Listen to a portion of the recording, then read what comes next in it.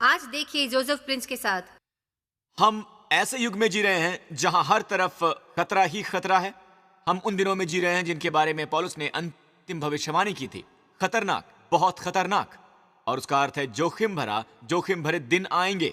और हम ऐसे युग में जी रहे हैं जहां लोग उड़ने से डरते हैं। मेरा मतलब, लोग हवाई यात्रा से डरते हैं, वो यात्रा से डरते हैं, वो स्थान बदलने से डरते हैं, वो मकान बदलने से डरते हैं, वो तो वहां भी डरते हैं जहां वो रहते हैं। दुनिया में डर भर चुका है। लेकिन आप परमेश्वर की संतान हैं, आप दुनिया के नहीं हैं। आप दुनिया में हैं लेकिन आप दुनिया के नहीं हैं। आप ढके हुए हैं। जी हां, आप ढके हुए हैं।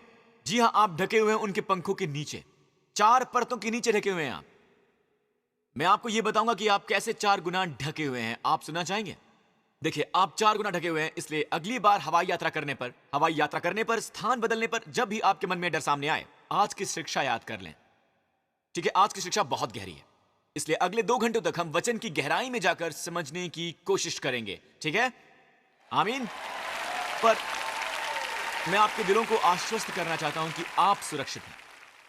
आमीन। सबसे पहले मैं आपको निवास स्थान और उन शिक्षाओं से परिचित कराऊंगा आज की शिक्षा से, और इसमें क्रिसमस की कहानी भी शामिल है। इसके अलावा मैं आपको 4 पर्दे दिखाऊंगा, वो 4 पर्दे जो निवास स्थान को ढकते थे, उस पूरे निवास स्थान को। ठीक है? इन्हें उन 4 पर्दों की तस्वीर दिखाइए जो उस निवास स्थान को ढकते थे। ये रही वो तस्वीर। जी हां, इनकी 4 परतें थीं। तो अब ऐसा है कि इसे मुख्य निवास स्थान कहते हैं। आंगन के आसपास की लंबी दीवार निवास स्थान नहीं है। ये निवास स्थान बिल्कुल नहीं है, बल्कि ये वेदी के दरबार का क्षेत्र है। पर ये निवास स्थान का मुख्य क्रूस है। और आप देखेंगे कि क्या आपको ये सुनहरा बक्सा दिख रहा है? सुनहरा बक्सा दरअसल ये लकड़ी का बना हुआ है। लकड़ी का बना हुआ है। अब इस सुनहरे बक्से, लकड़ी के बक्से पर सोना लगा हुआ है और यह टिका हुआ है चांदी के सॉकेट्स की वजह से। मेरे पास इस बारे में एक पूरी शिक्षा है कि आप सोने से ढके हुए हैं और आपकी नींव जो है वो ठोस चांदी की है। चांदी का अर्थ है मुक्ति। हमें सोने या चांदी से मुक्ति नहीं मिलती, बल्कि मसीह के बहुमूल्य रक्त से मिलती है। यह मसीह के रक्त का प्रतीक है। बाइबल में चांदी रक्त का प्रतीक होती है। वो चांदी ही के द्वारा गुलामों को गुलामी इत्यादि से मुक्त कराते थे। उन दिनों चांदी का एक सिक्का लोगों को गुलामी से मुक्ति कराता था। केवल चांदी के सिक्के ही मुक्ति दिलाते थे। ठीक है? तो ये एक प्रकार की अदला बदली की तस्वीर है। उनके पैसों की अदला बदली का एक रूप। चांदी यीशु के रक्त की प्रतीक है। हमें केवल यीशु के रक्त की अर्थव्यवस्था को समझना है। अगर हमें मुक्त होना है, हमें यीशु के रक्त के द्वारा खरीदा गया है। इसलिए हम वास्तव में स्टैंडिंग बोर्ड्स हैं। एक समय हम जंगल में थे, रेगिस्तान में थे हम, और हम धरती की उस मिट्टी को छोड़ रहे थे जो सूखी थी, जो निर्जल थी, और जहां जहां बहुत बहुत गर्मी थी। हम पानी ढूंढने के लिए संघर्ष कर रहे थे और प्रभु ने आखिरकार दया करके कहा, मैं आइंदा तुम्हें धरती पर नहीं चलने दूंगा। ये धरती शापित है, मैदान शापित है। और उन्होंने आपको अपना लिया और आप कह रहे थे कि नहीं नहीं नहीं नहीं, और आपने सोचा कि विश्वासी होना आपका जीवन तबाह कर देगा, आपके जीवन के आनंद को चुरा लेगा। परमेश्वर ने कहा, तुम नहीं जानते कि मैं तुम्हारे साथ क्या करना चाहता हूं। और फिर उन्होंने आपको एक कीकर के पेड़ से बनाया, आपको एक सुंदर इकाई जिससे अपना घर भरा जा सके। आमीन। तो हम सभी स्टैंडिंग बोर्ड्स हैं और परमेश्वर ने हमें खड़ा किया है और हमारे पांव शब्दशः चांदी के सॉकेट्स में। हमारे पांव अब धरती को नहीं छूते। पाप ने धरती को शापित किया है। आमीन। वो अब धरती को नहीं छूते जहां शैतान बेलगाम घूम रहा है। और एक दिन राजा, इस धरती का असली शासक, लौट आएगा, इस धरती पर वापस आएगा, और तब तक शैतान अपनी मनमानी करता रहेगा। पर आप चाहे दुनिया में हैं, लेकिन आप दुनिया के नहीं हैं। आपके साधन इस शापित धरती से बिल्कुल नहीं आए हैं। दरअसल ये स्वर्ग से आते हैं। आप फिर भी इस धरती पर हैं, परंतु ठोस चांदी में स्थापित हैं। क्या कोई आमीन कहेगा?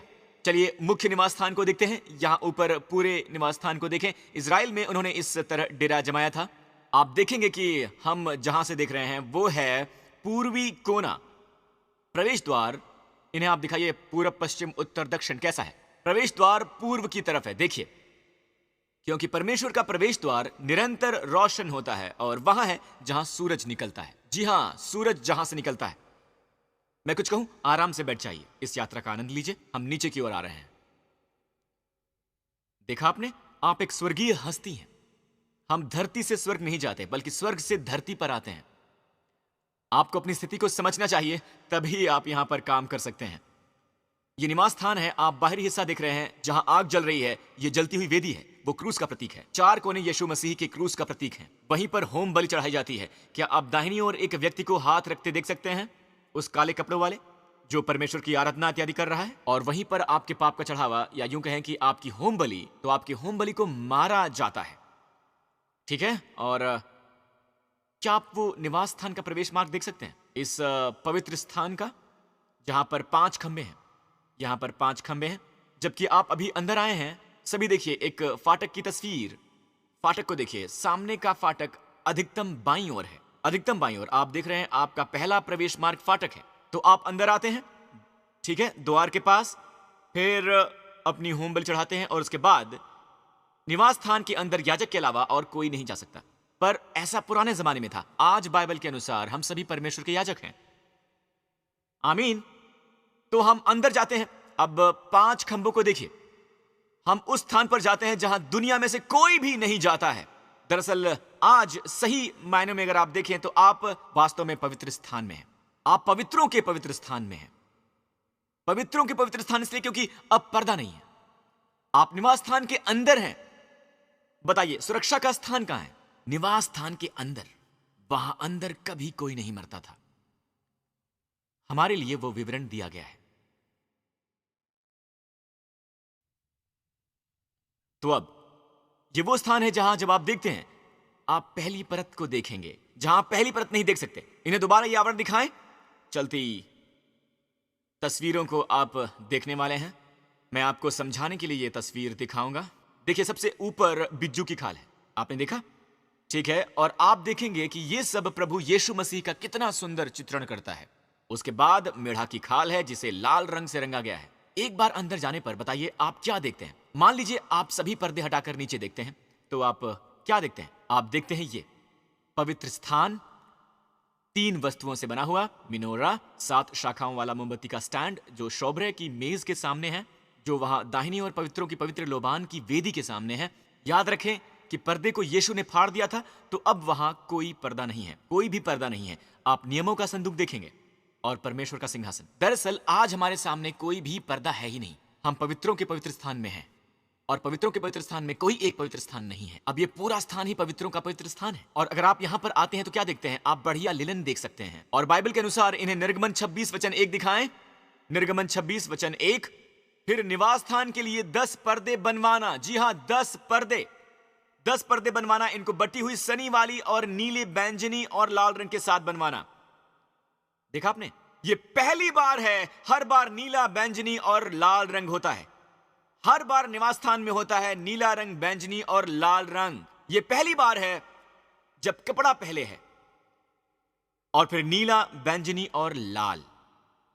मैं बताना चाहूंगा कि इसका कारण क्या है, पर पहले पवित्र स्थान में चलते हैं। ठीक है, आप पवित्र स्थान में चल रहे हैं। आप मिनोरा को देखते हैं, आप शोभरे की मेज देखते हैं। बताइए आप क्या देखते हैं? यही रुक जाइए। आप क्या देख रहे हैं? आप छत देख रहे हैं। यह है पहली परत जो कि बुनी हुई है बढ़िया लिनन से। हमारे प्रभु यीशु मसीह की मानवता है। उसमें नीला है, यूहन्ना के सुसमाचार के अनुसार वचन शरीर से बना। इसमें लाल है, वो मनुष्य बने। इसमें बैंगनी है, आमीन, और ये रंग उसे इतना सुंदर बना रहे हैं। और मत्ती के सुसमाचार के अनुसार बैंगनी उनका शाही रुतबा है, और बढ़िया लिनन लूका के सुसमाचार के अनुसार वो परिपूर्ण मानव है। तो ये ऊपर लगा है। ध्यान दें कि बाइबल के अनुसार उसे लाल रंग से नहीं बना होना चाहिए। इनको बटी हुई सनी वाले और नीले, बैंगनी और लाल रंग के कपड़े का कढ़ाई के काम किए हुए करूबों के साथ बनवाना। जी हां, करूबों के साथ। करूबों के पंख होते हैं, इसलिए यहां पर आप ऊपर देखें, आपको क्या पंख दिखाई दे रहे हैं? पंखों के नीचे होना इसी को कहते हैं सुरक्षा का भजन। भजन 91। भजन 91 क्या कहता है? वो तुझे अपने पंखों की आड़ में ले जाएगा, पंखों पर नहीं, और तू उसके परों के नीचे शरण पाएगा। परों के नीचे। अगला वचन कहता है, कोई तीर तुझे छू नहीं पाएगा, ना कोई महारोग तेरे घर के पास फटकेगा। क्यों? क्योंकि तेरा घर वहां बाहर नहीं है जहां दुनिया का सामना सभी अभिशापों, सभी खतरों, भयों और बीमारियों इत्यादि से होता है। तो आप सुरक्षित स्थान पर हैं। तो अगर आप बीमार भी हो, वहीं रहें और आप चंगे हो जाएंगे। आमीन। ये अंदर जीने का एक नया मार्ग है जिसे हमारे लिए प्रभु यीशु मसीह के रक्त ने खोला है। तो आप उनके पंखों के नीचे हैं। तस्वीर की ओर दोबारा देखें। हम उनके पंखों के नीचे हैं। ये रहा उनके पंखों के नीचे। निवास स्थान के उद्घाटन के बाद भजन 91 लिखा गया था, तो वो यहाँ पर निवास स्थान के संदर्भ में बोल रहे हैं। निवास स्थान के बाहर की ओर लौटते हैं। दुनिया को ये दिखाई देता है, उन्हें बिज्जू की खाल दिखती है, यानी पहली परत बिज्जू की खाल थी। मैंने सही कहा ना? दुनिया को वही दिखता है। जब यीशु यहां पर थे, ये एक बहुत ही सुंदर चीज है कि जब प्रभु यहां पर थे तो पता है लोगों ने क्या देखा? उन्होंने एक तगड़ा मानव देखा। दुनिया हमारे प्रभु यीशु की सुंदरता नहीं देख सकती। वो देहधारी परमेश्वर हैं, वो तो केवल एक तगड़ा मानव देखते हैं। पता है बिज्जू की खाल को वो किस लिए इस्तेमाल करते थे? वो सुरक्षा के लिए बढ़िया वस्तु है, वो उनके सारे सामान को ढकती थी जब वो यात्रा किया करते थे। चलिए अगली परत की ओर चलते हैं। अगली परत कौन सी है? लाल रंगी हुई मेढ़े की खाल। जी हाँ, आपको ये सब निर्गमन 26 में मिलेगा। इन्हें निर्गमन 26 वचन 14 दिखाएं। फिर तंबू के लिए लाल रंग से रंगी हुई मेढ़ों की खालों का एक ओढ़ना और उसके ऊपर सुइयों की खालों का भी एक ओढ़ना बनवाना। देखा तो वो इसे कहां से प्राप्त करते थे? मेढ़ों की लाल रंगी हुई खाल। मेढ़े की खाल क्या होती है? मेढ़ा एक नर भेड़ होता है जिसकी सींग होती है और ये दृढ़ता का प्रतीक है और उसका मुकाबला कोई कर नहीं सकता। तो ये है दृढ़ता के प्रतीक के रूप में। तो इसलिए हम लोग कहते हैं मेंढे की तरह दृढ़। भेड़े की खाल लाल रंग क्यों होती है? क्रूस पर उनका कार्य दिखाने के लिए। वो पूरे रक्त से भरे थे। अब दोबारा 4 परतों की ओर चलते हैं। बिज्जू की खाल के नीचे मेढ़े की लाल रंगी हुई खाल है। परमेश्वर की आंख वहीं देखती है। और मैं आपसे एक बात कहूं, ध्यान से देखिए, लाल रंगी मेढ़े की खाल। हाँ, मनुष्य इस परत को नहीं देख सकते। परमेश्वर की नजर ही वो देखती है। उनकी नजर अपने पुत्र का समर्पण भाव देखती है, उसकी दृढ़ता देखती है। और पता है चढ़ावे में मेढ़े का किस लिए इस्तेमाल होता है? ये इस्तेमाल होता है, अच्छा आपने कभी अर्पित करने वाले मेढ़े के बारे में सुना है जिसका बलिदान किया जाता था? कोई भी उनके समर्पण, उनके भक्तिभाव की पिता की तरह कदर नहीं कर सकता। परमेश्वर का धन्यवाद प्रभु यीशु मसीह के लिए। मुझे ये बहुत प्यारा है। मैं कल पढ़ रहा था कि वो गतसमनी के बाग में थे और सिपाही उन्हें गिरफ्तार करने के लिए आए और वो अपने चेलों को आजाद करना चाहते थे। तो उन्होंने आगे बढ़कर कहा, तुम किसे ढूंढ रहे हो? मुझे बहुत प्यारा है। पता है बाइबल में क्या लिखा है? जिस तरह वो आगे बढ़े, बाइबल में यूहन्ना 18 या शायद 17 में पढ़ें आप। यूहन्ना 18, माफ कीजिएगा, यूहन्ना 18 के अनुसार वो हिचकिचाए नहीं, वो आगे बढ़े। पर उससे पहले लिखा है कि यीशु वो सब जानते हुए जो होगा आगे बढ़े, वो आगे बढ़े। मुझे ये बहुत प्यारा है। ये मेढ़े की तरह है जो क्रूस पर जाने के लिए दृढ़ था। मेढ़े के बारे में एक और बात बहुत दिलचस्प है। ये इब्राहिम की अपने पुत्र को मोरियाह पहाड़ पर ले जाने की कहानी है। याद है वो अपने पुत्र का वध करने ही वाले थे कि परमेश्वर के दूत ने आकर रोका और स्वर्ग का सुसमाचार सुनाया। कहता है, मैं अब जानता हूं कि तुम्हें मेरा भय है क्योंकि तूने मुझसे अपने इकलौते को भी नहीं रख छोड़ा है। और ये सब इस तरीके से किया गया है कि हम परमेश्वर से ये कह सकते हैं, हम जानते हैं परमेश्वर कि आप हमसे प्रेम करते हैं क्योंकि आपने अपने इकलौते पुत्र को भी हमसे नहीं रख छोड़ा है। क्या कोई आमीन कहेगा? और बाइबल के अनुसार उसने पीछे मुड़कर देखा, जो दिलचस्प है, उसने मोरियाह पहाड़ पर देखा कि एक मेढ़ा फंसा हुआ था। इन्हें दिखाइए उत्पत्ति 22:13। एक मेढ़ा अपने सींगों से एक झाड़ी में फंसा हुआ है। परमेश्वर कहते हैं भेड़ चढ़ाओ, ठीक है? वो एक मेढ़ा था जो अपनी सींगों से झाड़ी में फंसा हुआ था। अब मेरे साथ ये कल्पना करें क्या होता है, क्योंकि मेढ़ा शक्तिशाली होता है। झाड़ी मेढ़े और उसके सींगों जितनी शक्तिशाली नहीं होती। और जब वो अपने को उस कटीली झाड़ी से छुड़ाने के लिए अपने सींग खींचता है अपने सर को घुमाकर, तो क्या बनता है? एक कांटों का मुकुट। यूहन्ना 19 वचन 5। तब यीशु कांटों का मुकुट और बैंजनी वस्त्र पहने हुए बाहर निकला और पिलातुस ने उनसे कहा, देखो देखो ये पुरुष, अभी भी शाही। आमीन। अब हम बकरी के बाल पर आते हैं। निर्गमन 26 देखिए। फिर निवास के ऊपर तंबू का काम देने के लिए बकरी के बाल के पर्दे बनवाना। जरा ये देखें। अच्छा, आपको कितने पर्दे बनवाने होंगे? 11 पर्दे। इस वक्त हमारे पास 10 पर्दे हैं। वो पर्दे क्षितिज के समानांतर होने चाहिए, जो एक के साथ दूसरा और दूसरे के साथ तीसरा जोड़कर कुल 11 होने चाहिए। इस वक्त उस स्थान की छत पर बढ़िया लिनन है जिसे आप देख रहे हैं, यानी कुल 10 पर्दे हैं। 10 पर्दे। तो यहां पर एक अतिरिक्त है, ठीक है? यहां पर 11 पर्दे हैं। मैं सही कह रहा हूं? तो अब अगला वचन, हमारा अगला वचन है वचन 8। एक पर्दे की लंबाई 30 हाथ, उसे रेखांकित करें। ठीक है, याद रखें। और चौड़ाई 4 हाथ की होनी चाहिए। 11 पर्दे एक ही नाप के होने चाहिए, एक ही नाप के। ये अपने आप में कुछ बताते हैं। यहां रुककर मैं एक से नाप के बारे में कुछ कहना चाहता हूं, पर शायद बाद में। और 5 पर्दे अलग और फिर 6 पर्दे अलग जुड़वाना, ऐसे हमें 11 मिलते हैं। हम 5 और 6 को जोड़ते हैं। अब मैं यहां रुककर कुछ कहना चाहता हूं। 5 अनुग्रह का अंक है, 6 मनुष्य का अंक है। तो ये पर्दा 5 और 6 है। क्यों? ये कोई महत्वहीन बात बिल्कुल नहीं है। यीशु अनुग्रह से भरे मनुष्य बने ताकि हम तक अनुग्रह लाएं। अब ध्यान दीजिएगा, ये बकरी के बालों का पर्दा है। बकरी के बालों का पर्दा है। यह आपको कुछ याद दिलाता है? बकरी को हमेशा पाप बलि के लिए चढ़ाया जाता है। अब मैं आपको समझाता हूं। यहां ऊपर देखें, 30 हाथ, ठीक है, लंबाई 30 हाथ, जिसे मैं लंबाई कहता हूं, दरअसल चौड़ाई है। अब इसे देखें तो स्टैंडिंग बोर्ड एक क्यूबिट है। तो क्यूबिट क्या होता है पास्टर प्रिंस? उन दिनों क्यूबिट्स उनके नाप का जरिया था। वो हमारी कोहनी से लेकर बीच की उंगली तक होता है। एक क्यूबिट इतना लंबा होता है। तो आप सोने से जड़े हुए बोर्ड्स को जानते ही हैं। हम सब लकड़ी के वो बोर्ड्स हैं जिन पर सोना लगा हुआ है। पता है वो स्टैंडिंग बोर्ड कितना लंबा है? 10 क्यूबिट्स। ठीक है, तो 10 क्यूबिट्स यहाँ, सभी बोर्ड्स यहाँ पर हैं। इसके अलावा हम पवित्र बोर्ड की चौड़ाई देखते हैं जो 10 क्यूबिट्स है। इसके अलावा यहाँ एक और स्टैंडिंग बोर्ड है, ठीक है, 10 क्यूबिट्स। तो कुल कितने हुए? 30 क्यूबिट्स। क्या मैं सही कह रहा हूं? तो पर्दों की लंबाई 30 क्यूबिट्स हैं, परंतु बकरी के बालों का पर्दा 30 क्यूबिट है। उनके पूरे 30 वर्ष में शामिल हैं। अब रुकिए, पाप का चढ़ावा बनने के लिए वो 30 वर्ष उन्हें तैयार करने के लिए थे। ध्यान दीजिए, आप बकरी के बालों का हिस्सा नहीं देख सकते। कितने क्यूबिट्स हैं? 30 क्यूबिट्स। उनका जीवन 30 वर्षों तक गुप्त था। 30 वर्षों तक उन्हें तैयार किया गया उस शरीर में ताकि पेड़ को अर्पित कर सकें। दरअसल उन्हें वही बनना था, पाप का चढ़ावा। हम इसके साथ समाप्त करेंगे।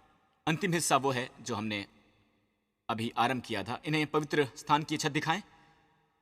मैं आपको कुछ बताना चाहता हूं। अब आप अंतिम या पहली परत पर हैं। बढ़िया लिनन बकरी के बालों के बाद है, बढ़िया लिनन। मैं ऐसे कह रहा हूं, जब आप ऊपर देखते हैं, आप देखते हैं पंखों ने आपको ढका है। आपको केवल याद रखना है कि जब आप यात्रा करें, आप जहां भी जाएं, उनके पंखों की ओट में रहें। ठीक है? आप शायद भूल गए होंगे कि मैंने आपसे कहा था कि मैं आपको कुछ बताऊंगा, और मैं भूला नहीं हूं कि ऐसा क्यों है कि पहली बार क्रम बदल गया है। नीले, बैंजनी, लाल और बढ़िया लिनन के बजाय बढ़िया लिनन पहले आ गया है। ठीक है? वचन 1 निर्गमन 26:1 कपड़ों को पहला स्थान दिया है। बढ़िया कपड़े के 10 पर्दे, उसके बाद नीला बैंजनी रंग, पहली बार उसका क्रम बदल दिया गया है। पता है क्यों? सुनिए, वो अंतिम परत जो हमारी छत है, बिज्जू की खाल है जिसे मनुष्य की आंख ने देखा। भेड़े की लाल रंगी खाल जिसे परमेश्वर की आंखों ने देखी, जिसे कोई मनुष्य नहीं देख सकता, पादरी भी नहीं। परमेश्वर ने अपने पुत्र को धरती पर बकरी के बालों का पर्दा बनाया, बालों का पर्दा। और आखिर में परमेश्वर ने अपने पुत्र को स्वर्ग में पवित्र वेदी की छत बनाया। इसलिए पहले बढ़िया लिनन लगाई गई है। क्या किसी ने बाइबल पढ़ी है? सुसमाचार में हमेशा आप पढ़ते हैं प्रभु यीशु मसीह, यीशु मसीह, यीशु मसीह, यीशु मसीह, यीशु मसीह। उसके बाद जब रोमियो तक आते हैं, जब कुरिन्थियों तक आते हैं, इफिसियों तक आते हैं, मसीह यीशु, मसीह यीशु, मसीह यीशु। क्योंकि आप जब ऊपर देखते हैं, आप यीशु को महिमा में देखते हैं, महिमा में। लेकिन वो वही व्यक्ति हैं। इसलिए ये उल्टा है। यीशु मसीह की बजाय मसीह यीशु हैं। जब आप मसीह यीशु वाक्यांश देखते हैं, वो आपको याद दिलाता है कि प्रभु यीशु के स्वर्ग में पिता की दाहिनी ओर बैठने का आखिर क्या कारण है। और ये वाकई एक शानदार बात है।